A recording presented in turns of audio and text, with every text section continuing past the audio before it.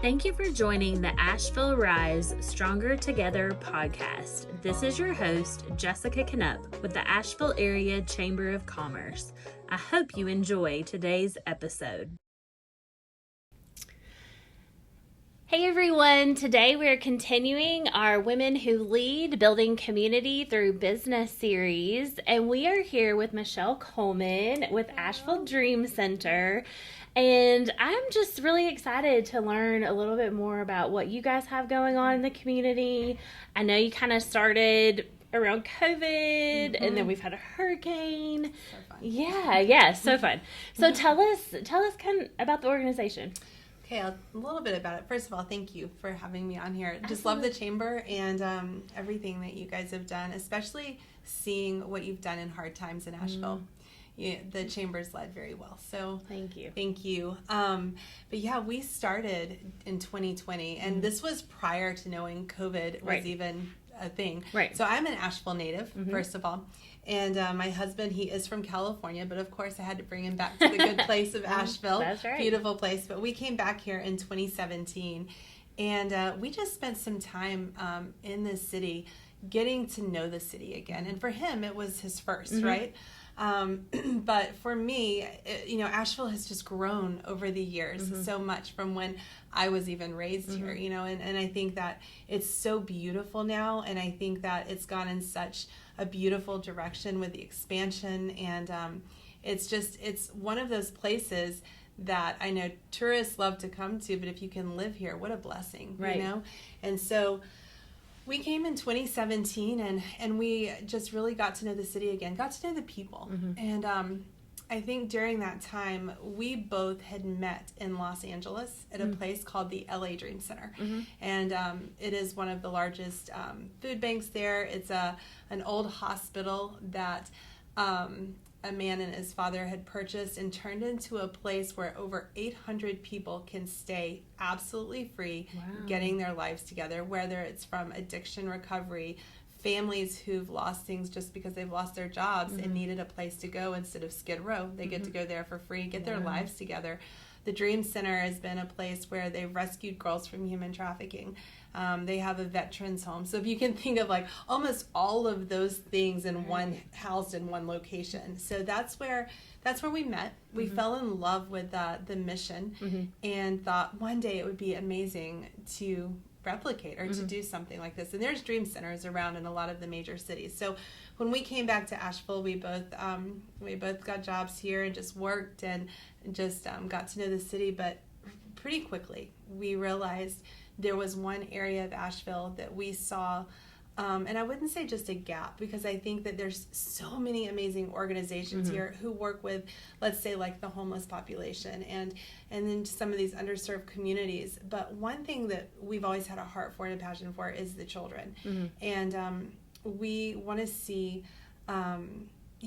families become strong families and be able to live out their dreams. That is the Dream Center. Some people say, is it a sleep center? I'm like, no, it's a dream center where people can find their purpose and find and dream and be able to live those out, not restricted by maybe the situation they're in at the time. So that's where we first started, and we just started coming up with a plan of what that looks like. Well, everything with the Dream Center that we've ever known is relationship. It's all about relationships with people, right? And really locking arms with people and saying, okay, how can we help you dream again? And so the main thing is Adopt a Block. That's the main thing we started with. And it's funny, we decided 2020 was going to be the year. And so in January of 2020, we go on social media and we're like, hey, Asheville, we're starting. It's called the Dream Center, and it's all about relationships and building relationships with people and community. And a week later, COVID hits and everything shuts down. So that's how it started. But it's been I've learned one thing about leadership is that leadership is not about a title at all. Leadership is found in those hard times. Right. And it's your development in those hard times. So. So after COVID, I mean, like, how did you guys pivot? So, or what happened? So here's a great part of our story. Yes. So we had been around to a lot of the different areas of Asheville, and we really had on our heart one area. It's called Hillcrest, and that was going to be the place that we really believed we were called to, that we were going to start. Well, when everything shut down, we went to the management, and they're like, sorry, no one's coming in here, because we've got to have distance. And so completely understood at the time. And so we thought, okay, we have really no money right now. We're just starting an organization, and no one knows about the Dream Center. So what are we going to do? So we contacted some of our friends in Asheville, and we said, hey, we are still going to start this. Maybe we can help meet the needs with another organization to start downtown. So we collected, our first thing we ever did, we collected in the middle of COVID. It was about $350 from friends. We went, and I went to Subway, and we said, how many sandwiches can you make for this? And we found out that there were people who during COVID were not able to get into the shelters. If you remember that, so they put porta potties all over Asheville, and there were still people displaced on the streets. And we thought, well, you know what we're going to do is we're going to serve them. So we went and had some friends join us, and we talked to another organization, and they said, well, you could bring sandwiches if you want to by the Civic Center. We have people here. So we went there. It was so funny, our first ever outreach. And we got there, and they said, sorry, someone just brought food. Oh. So we had all these sandwiches, our first outreach, and people, and we're like, okay, what do we do? So we went to the streets, and we just started meeting people on the streets, and we started hearing their stories. It was so good, that pivot, when it seems like we had no idea what was ahead, but that pivot was the best pivot, because we got to hear the stories of people on the streets, what they've been through, what's going on. And so it started with a little elderly woman who was sitting with her dog on the side of a curb, and I went up to her and offered her a sandwich, and she took it, very reluctant to talk to me though. Sure. Okay, totally understood. But as we were sitting there talking, it's one of these things that you can't, I don't think could ever happen again, but I sat there and I felt like, in my spirit, I felt like that I was supposed to say to her, you're a designer. Because she looked really cute. She was just on the streets, but she looked really cute in her outfit. And, you know, it's one of those things you want to say to someone, and you're like, but don't, because then you're going to sound really dumb. Right. And she's like, what are you talking about? Right. But I said, I think that you look like a designer. And she said, how do you know about me? And I said, I don't know about you. She said, well, I'm from Vermont. And she said, I was a designer. I had my own store, but I got involved in a lot of addiction, ended up in Asheville on the streets. I've been here, living here on the streets for 7 years. And this was like someone that looked like your grandma, just precious lady. And I said, you've been on the street? She said, yeah, but I just got placed for the first time, because it's cold, into an apartment here. And so I have my own apartment. And I said, well, let me just ask you, what would be your dream if you could do anything? So I would love to sew again. I said, well, where are you living? So she shared her address downtown, and I said, okay, well, do you mind if we come visit you? She said, not at all. So I talked to some of the other volunteers. One of the volunteers said, you know what, I have a sewing machine I don't even use anymore. So I was like, okay, let's pull this together. So we went and got some fabric, and we went and knocked on her door that night. She didn't answer. So I had a little box, put the sewing machine in it, and put just a number on it, and put, we love you. We believe in your dreams, Asheville Dream Center. And I just put my number. Well, that night I get a call, and she is just bawling. Oh my goodness. And she's like, I can't believe you got me a sewing machine. Like, I can't believe this. And we said, yeah, can we come see you next Saturday? She said, yeah. So we go and visit her apartment. She opens her door. She had nothing in her apartment but a blanket on the floor with her little dog. And she had made out of the fabric curtains for her apartment. And we said, can we help bring you some other things? And she said yes. So got together with some people, and I said, yeah, well, I'll pitch in. So we were able to get her a bed to sleep in that night. And while we were doing it, met a lady next door. And she said, she was a caretaker for someone, and she said, hey, I need a lot of help too. I have a special needs daughter, and it's overwhelming me right now, and I just feel like I can't even move around my house. Can you guys help me? And I said, well, yes, we would love to come help you. I mean, this is the start of a relationship. This is what we're going to do. Yes. You know? And it's part of the pivot. And I said, well, where do you live? And she said, well, I live in Hillcrest. I said, oh, okay. So I went back to management. They said, well, if you're invited in by someone, then you can come in. Oh. So that next Saturday we went and we organized her home, helped her with things, and it was our first time really being in Hillcrest. We started meeting neighbors that came out, and of course it's during COVID. Right. And here's really how the Dream Center started. The thing that we say all the time is find a need and fill it, find a hurt and heal it, right? And that's sort of the tagline. And during COVID, if you remember, kids were home; they couldn't be in school. And you had a lot of moms and grandmothers who were helping raise the kids. And we just saw multiple children at home. The laundry was piling up in a lot of homes that didn't have a washer and dryer. And then you saw these like grandmothers and moms get all the laundry, take it to a bus stop with the kids that was already social distancing on the bus stop, and then have to wait, try to get it in, go spend hours at the laundromat, wait on when they could get it back and come. And it was just a lot. And I said, well, what if the Dream Center starts taking up donations for washers and dryers? So our first thing is that first year during COVID, and it wasn't a big number. We did 14 washers and dryers for families. I mean, I think that's huge. In oh my Hillcrest. Gosh, yes. But it lifted the load. Sure. And it helped, literally lift the load, and it helped the moms and grandmothers. But as we were meeting people in homes, we also noticed something that was really, it's like once you see something, you can't unsee it. And for us, it was hard. We saw children sleeping on the floor. So we said, we've got to do something. So we launched a whole program called Dream Rooms that we have to this day. And families can sign up if they need a bed for their kids. And so that program has really grown. But it started out during COVID. And so we would go in and help give a child a bed and actually decorate their room, whether it's Spider-Man or Paw Patrol or my goodness. anything like that. But I think that the important thing about even when you come into a city, and this is what we've seen over the past couple of years, it's important in leadership that you don't just blend in, but you build into the city. So building into the city was important for us. We wanted to add something to the city, and people see Asheville so beautiful, and it is so beautiful, and it's so, the culture is amazing here, so creative, so everything. But there is another side, and there's hurting families here. Right. And I don't think you can turn a blind eye to that if you live here and call this home. Right.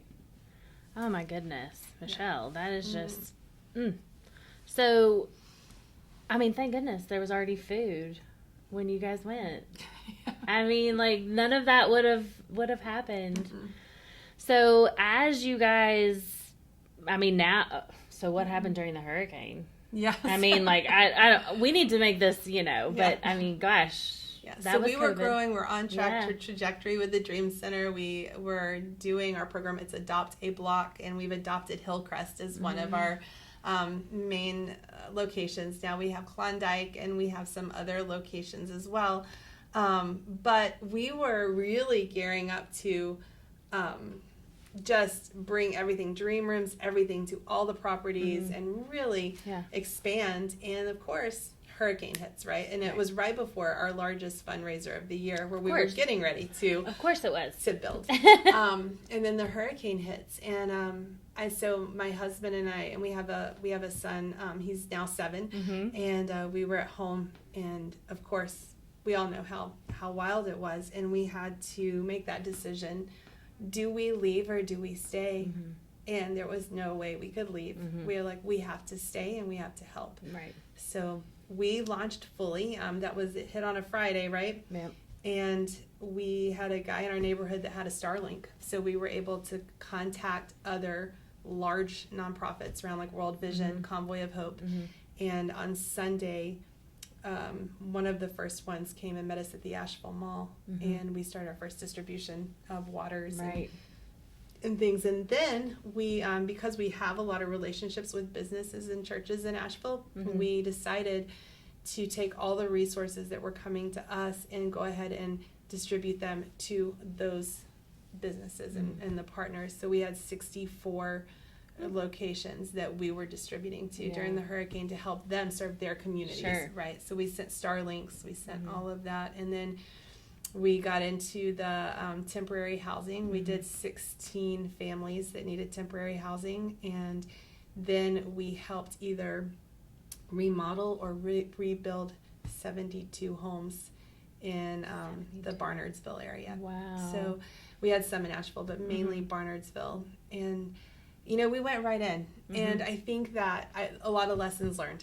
let me tell you, good and bad. Right. Right? That's where you learn leadership lessons. And I think that we were my husband and I both were just so, let's just run to the problem, let's run to it, and let's just try to help, you know. And I think in that season, we just went so far forward, like, let's just do everything we can. And then, you know, probably last July, we saw that the funding for hurricane was really slowing down, really stopping, but we still had homes that were half built. Right. And so we tried to finish that off, and it really went through some hard times with the Dream Center and the nonprofit, but praise the Lord today, like, we've been able to we've ended that chapter with hurricane, and we're back to the original mission and helping families, and so it's good. But yeah, it was a lot. It was a lot. Yeah.